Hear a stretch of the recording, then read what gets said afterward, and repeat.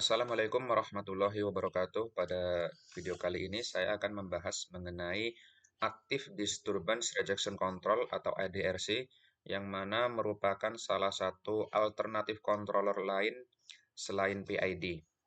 ADRC ini memiliki kemampuan untuk disturbance rejection sehingga bisa beradaptasi terhadap perubahan dari sistem ya, dari parameter sistem. Kemudian untuk plan-nya sendiri tidak terlalu memerlukan permodelan yang akurat.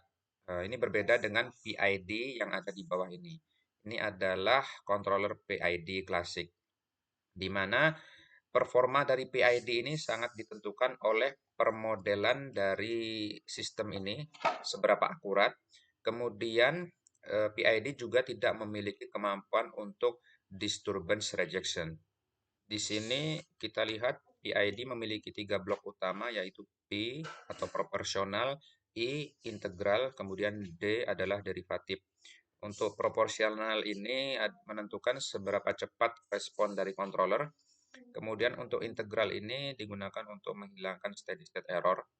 Kemudian D ini digunakan sebagai damping, di mana derivatifnya adalah classical derivatif.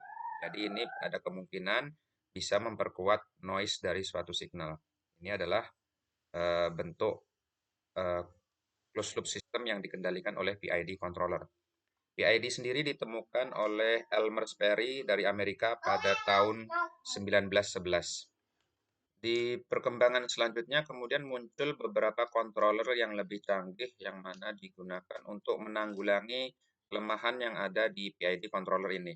Nah, salah satunya adalah ADRC, di mana ADRC ini ditemukan oleh Profesor Jing Han dari Cina pada tahun 1990. Nah, di sini kita lihat blok-blok standarnya ya.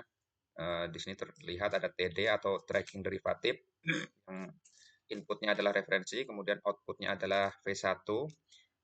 V1 ini adalah sinyal yang sudah diolah dari reference V0. Kemudian V2 ini adalah derivatif dari V1. Kemudian errornya nanti masuk ke NLSEF atau Non-Linear State Error Feedback. Kemudian outputnya adalah U0. U0 ini nanti akan dikurangi oleh Z3. Z3 ini adalah disturbance dari sistem yang sudah diprediksi oleh ESO.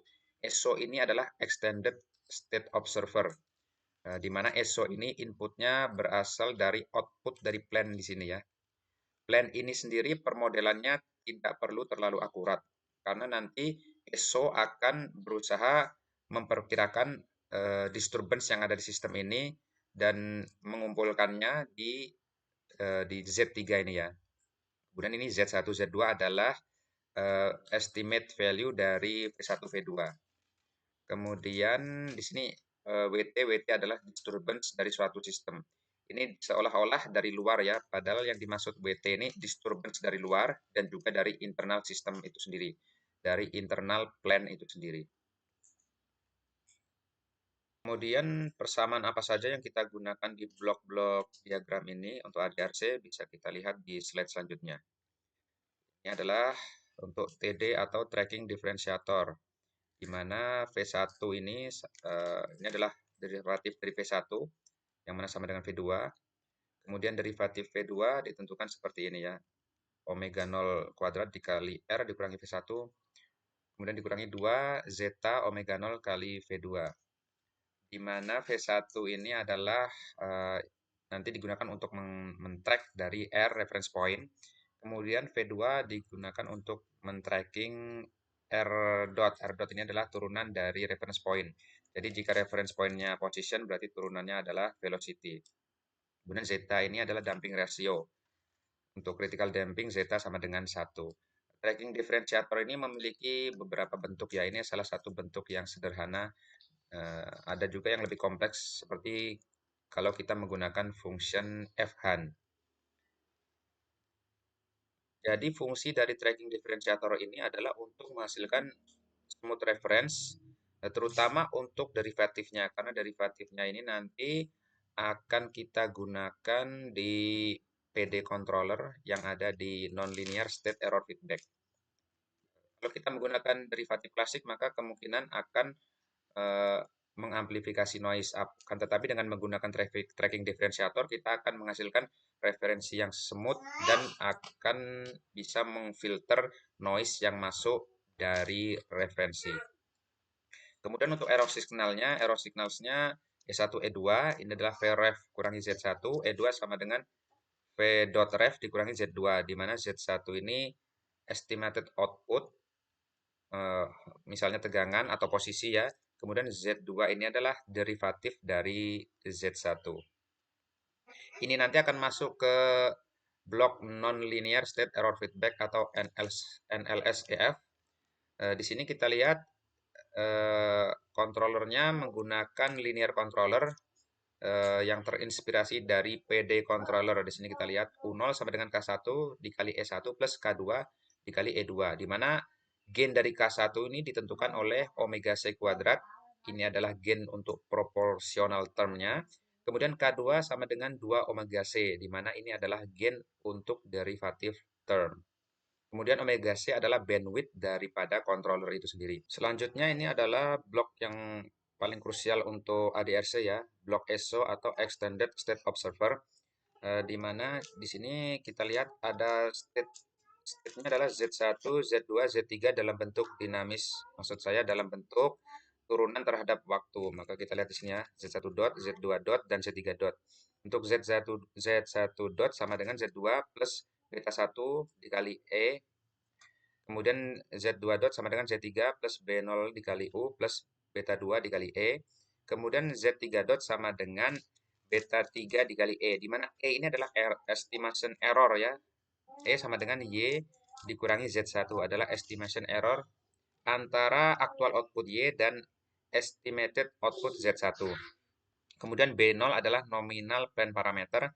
Kemudian beta 1 ini ditentukan oleh 3 omega 0, kemudian beta 2 sama dengan 3 omega 0 kuadrat, kemudian beta 3 sama dengan omega 0 pangkat 3.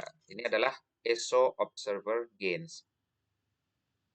Kemudian untuk kontrol signalnya maka U sama dengan U0 dikurangi Z3 per B0, di mana Z3 ini adalah estimated total disturbance, kemudian B0 adalah sistem parameter atau gain dari sistem. Kemudian untuk plan-nya kita contohkan di sini adalah buck converter, di mana ini adalah state space equation-nya. Ini kemudian adalah term yang ada di state space equation, seperti biasa, standar untuk buck converter. Kemudian disturbance-nya adalah Z3, yang mana sama dengan WT.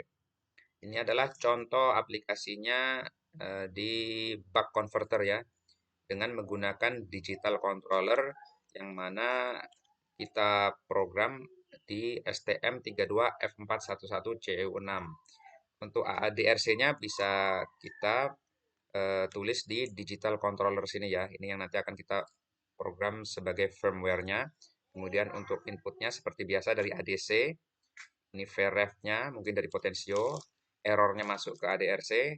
Dan ADRC ini nanti akan mengendalikan PWM atau timer yang nanti akan kita gunakan untuk memberi signal kepada MOSFET.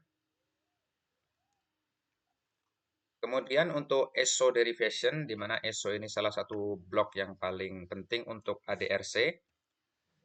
Kita lihat di sini, misalnya ada suatu sistem ya, state system dinamik dituliskan dalam bentuk turunan terhadap waktu di sini ya, x dot. X dot sama dengan fx plus bu plus wt, di mana x adalah sistem state, misalnya posisi, velocity. Kemudian fx adalah internal dinamik dari suatu sistem non-linear atau tidak diketahui. Kemudian B adalah control gain dari sistem. Kemudian U adalah control input. Kemudian WT adalah total disturbance eksternal atau permodelan yang tidak akurat. Kemudian untuk state-nya kita tulis dalam bentuk vektor Z1, Z2, Z3. Untuk Z1 adalah X, misalnya X ini posisi. Kemudian Z2 adalah X dot, berarti ini adalah turunan dari posisi atau velocity. Kemudian Z3 adalah WT, total disturbance. Kemudian untuk state tadi bisa kita tuliskan ke dalam bentuk dinamiknya seperti ini ya. Z1 dot sama dengan Z2, Z2 dot sama dengan FZ1 plus BU plus Z3, di mana FZ1 ini adalah internal dinamik yang tidak kita ketahui. Maka ini sebenarnya termasuk disturbance, dan disturbance bisa masuk ke dalam Z3. Kemudian Z3 dot sama dengan HT, di mana HT ini adalah dinamik dari WT atau disturbance. Kemudian Y sama dengan Z1. Jadi finalnya bisa kita tuliskan seperti ini, Z1 dot sama dengan Z2, Z2 dot sama dengan Z3 plus BU, Z3 dot sama dengan HT. Z1 adalah state dari posisi atau output, kemudian Z2 adalah turunan dari Z1, misalnya velocity, turunan dari posisi, kemudian Z3 adalah total disturbance, kemudian B adalah control gain, kemudian HT adalah dinamik daripada disturbance. Kemudian persamaan output state dari ESO tadi yang seperti ini bisa kita tuliskan juga ke dalam bentuk matriksnya ya. Menjadi seperti ini, Z dot sama dengan AZ plus BU plus DHT, kemudian ini outputnya Y sama dengan CZ, di mana matriks A adalah ini, kemudian ini adalah matriks B, kemudian ini adalah matriks D, kemudian ini C matriks outputnya. Kemudian output dari ESO atau Extended State Observer ini bisa berbeda dengan state aktualnya ya. Jadi akan mengandung error, di mana aktual state-nya adalah ini ya, Z1, Z2, Z3. Kemudian untuk output dari observernya adalah Z1 head, Z2 head, Z3 head.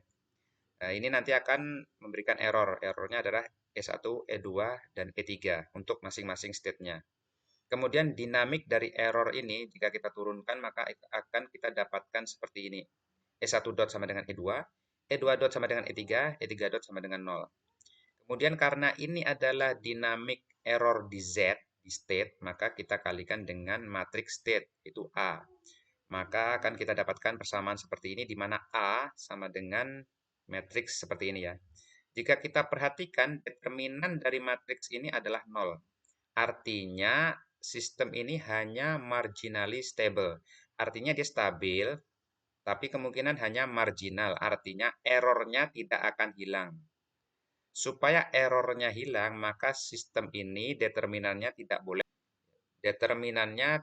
0. Supaya determinan dari sistem ini tidak 0, maka kita memperkenalkan koefisien baru, yaitu beta, di mana beta 1 ini untuk Z1, beta 2 untuk Z2, kemudian beta 3 untuk Z3, dikalikan dengan error E. E sama dengan Y dikurangi Z1. Ini adalah state estimation-nya dalam bentuk dinamiknya. Maka untuk error dinamiknya akan kita dapatkan seperti ini. E1 dot sama dengan E2 dikurangi beta 1 kali E1. E2 dot sama dengan E3 dikurangi beta 2 dikali E1. E3 dot sama dengan minus beta 3 dikali E1. Kemudian error dinamik ini jika kita buat dalam bentuk matriks maka sama dengan seperti ini ya. E dot sama dengan A dikurangi LC dikali E. Dengan matriks A adalah seperti ini. Kemudian matriks atau vektor L adalah ini, beta 1, beta 2, beta 3. Kemudian ini adalah matriks C. Kemudian apabila kita amati dari persamaan matriks A minus LC ini, jika kita ingin mencari determinannya, maka sebenarnya kita dihadapkan kepada permasalahan eigenproblem, di mana nanti akan kita dapatkan karakteristik equation seperti ini.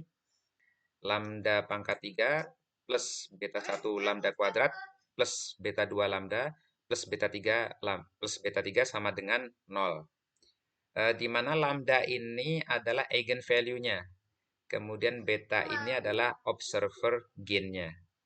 Apabila kita ingin eigenvalue-nya sama semua, misalnya di omega 0, omega 0 ini adalah bandwidth dari observer. Kita ingin Bandwidth observernya adalah eigenvalue dari persamaan karakteristik ini, dan semuanya negatif. Negatif ini kita perlukan supaya frekuensi bandwidth ini berada di sisi kiri dari Laplace domain. Maka akan kita dapatkan observer gain-nya seperti ini. Beta 1 sama dengan 3 omega 0, beta 2 sama dengan 3 omega 0 kuadrat, kemudian beta 3 sama dengan omega 0 pangkat 3. Ini adalah observer gain. Kemudian yang omega 0 adalah observer bandwidth. Selanjutnya, saya ingin memberi contoh penerapan ADRC di buck converter.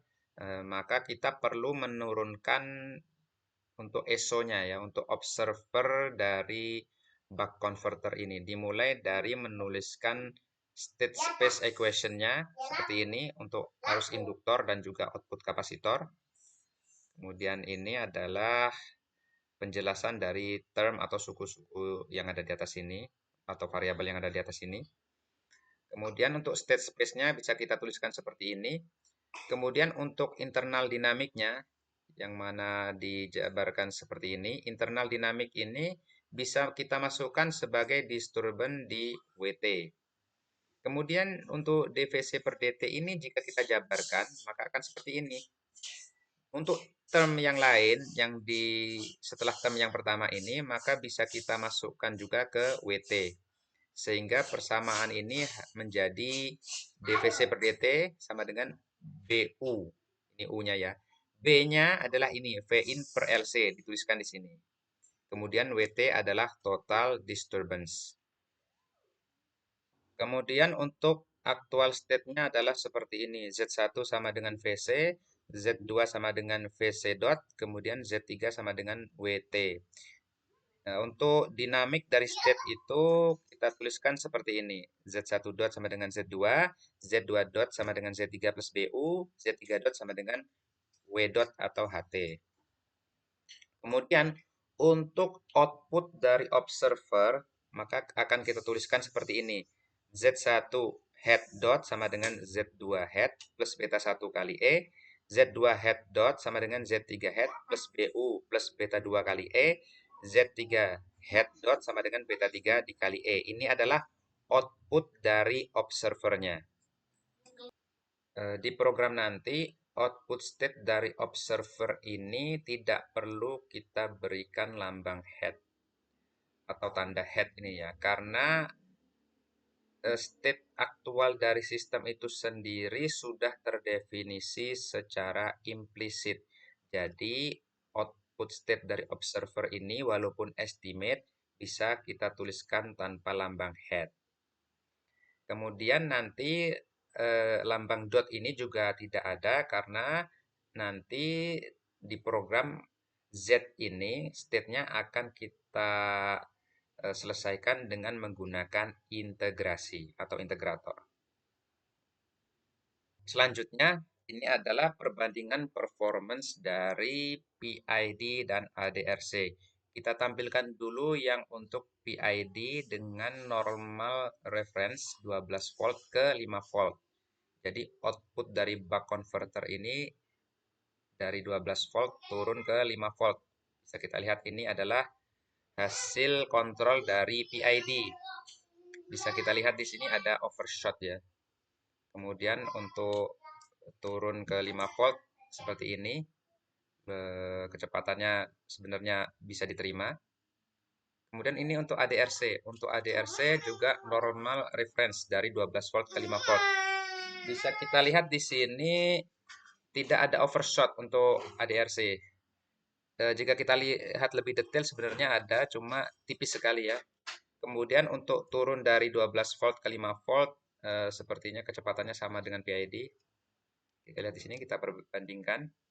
Kesimpulannya untuk normal reference ini ADRC performanya lebih bagus daripada PID karena tanpa overshot. Kemudian apabila kita tambah dengan noise reference-nya 10 kHz. Tetap turun dari 12 volt ke 5 volt. Tetapi kita tambah noise ya 10 kHz. Ini noise-nya berupa sinusoidal wave. Bisa kita lihat di sini. Untuk PID hasilnya adalah seperti ini. Awalnya bisa mengikuti reference ya. Malah saya lihat di sini cenderung terlalu menuruti noise-nya. Sebenarnya reference-nya adalah 12 volt, tetapi PID terlalu mengikuti noise. Kemudian ketika turun ke sini terjadi bias. Jadi dia tidak bisa lagi mengikuti reference. Reference-nya adalah 5 volt, tetapi kita lihat di sini outputnya lebih dari 5 volt jika kita averaging. Kemudian untuk ADRC di sini lebih memilih untuk mengikuti reference sebagaimana kita mau daripada mengikuti noise. Kemudian setelah turun ke 5 volt, ADRC masih mengikuti reference. Bisa kita lihat di sini ya. Noise-nya cenderung diabaikan oleh ADRC. Inilah sebenarnya yang kita mau. Outputnya dari buck converter ini sesuai dengan settingan reference kita tanpa terpengaruh oleh noise. Jadi untuk noisy reference 10 kHz ini performa ADRC lebih bagus daripada PID. Kemudian untuk tes terakhir kita masukkan noise 100 kHz. Untuk referensinya tetap dari 12 volt ke 5 volt. Bisa kita lihat di sini ketika ada noise 100 kHz, PID tidak bisa lagi mengikuti reference. Jadi PID telah gagal untuk mengontrol buck converter ini. Bisa kita lihat ya. Hanya berosilasi di sekitar 12 volt. Dan bahkan setelah turun ke 5 volt, PID tetap tidak bisa mengikuti. Kemudian untuk ADRC, hasilnya sangat bagus sekali ya. Ketika ada 100 kHz noise, maka seolah-olah diabaikan semua oleh ADRC. Karena saking cepatnya noise tersebut, frekuensinya saking cepatnya, maka diabaikan sama sekali oleh ADRC. Jadi seolah-olah ADRC hanya memakai reference normal saja. Bisa kita lihat di sini. Di sini ketika awalnya 12 volt, maka ADRC akan mengikuti 12 volt. Ketika turun menjadi 5 volt, maka ADRC akan mengikuti reference 5 volt tanpa terpengaruh oleh noise 100 kHz ini. Jadi bisa kita lihat bahwa performa ADRC ini sangat bagus sekali ya jika dibandingkan dengan PID. Jadi untuk case ketiga ini performa ADRC juga lebih bagus daripada PID.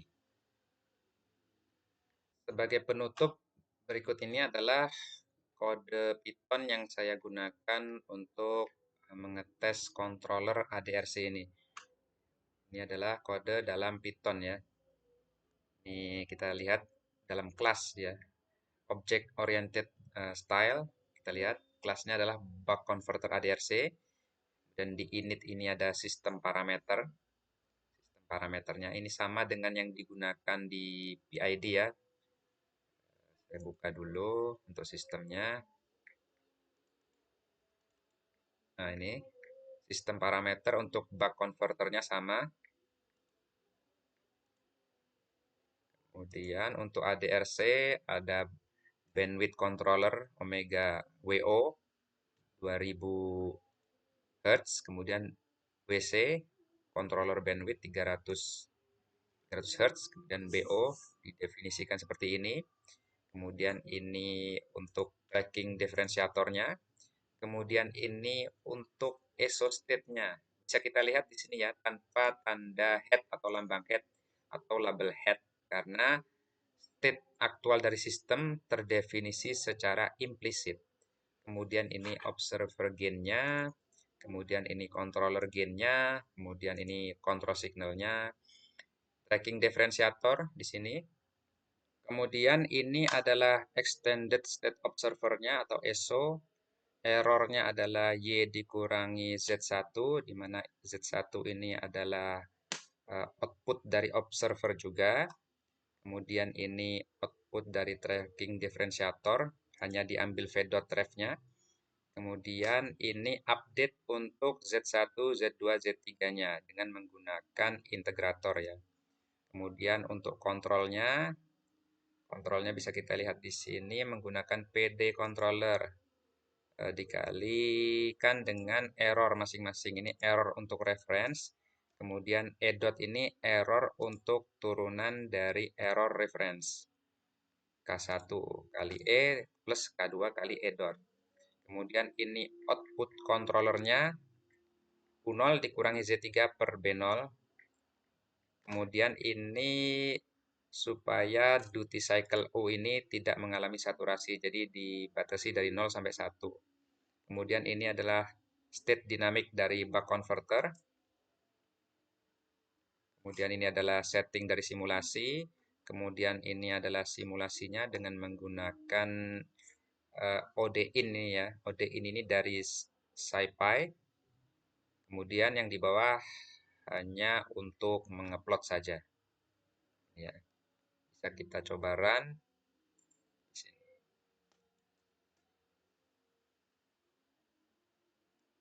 Dan ini adalah hasilnya ADRC buck converter dengan second order tracking differentiator dengan noise 100 kHz. Untuk sementara sekian dulu yang dapat saya sampaikan. Terima kasih atas perhatiannya. Wassalamualaikum warahmatullahi wabarakatuh.